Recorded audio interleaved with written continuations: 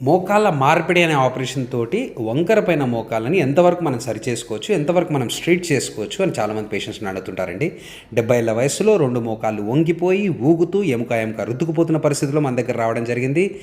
Sir మరి మన 2 మోకాళ్ళు మార్చినాం, 2 మోకాళ్ళు మార్చి కంప్లీట్‌గా కాళ్ళని స్ట్రెయిట్ చేయడం జరిగింది. ఇట్లా మనం ఎందరో మంది పేషెంట్‌లకి చేసినా సరే చాలామంది పేషెంట్స్ అపోహల్లో ఉంటారండి. అంటే మోకాళ్ళు ఇంత వంగిపోయిన తర్వాత మళ్ళీ స్ట్రెయిట్ చేయగలుగుతారా?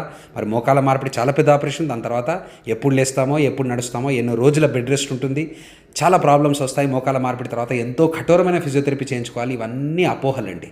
ఇవన్నీ పక్కకు పెడితే కుట్లు తీయకుండానే 70 ఏళ్ల వయసులో కూడా 2 మోకాళ్ళు మార్పించుకొని ఏ కట్టాకర్ర సాయం లేకుండా కంఫర్టబుల్గా సారు నడుస్తున్నారు. అండ్ తన ముఖంలో మీకు ఎటువంటి నొప్పి, బాధ, ఇబ్బంది కనపడదు. సబ్వాస్టస్ అప్రోచ్తో మోకాళ్ళ మార్పిడి చేసుకోగలిగితే ఫెంటాస్టిక్ రిజల్ట్స్ మీ సొంతం అవుతాయి. అండ్ భయపడాల్సిన అవసరం అసలే లేదు. Thank you.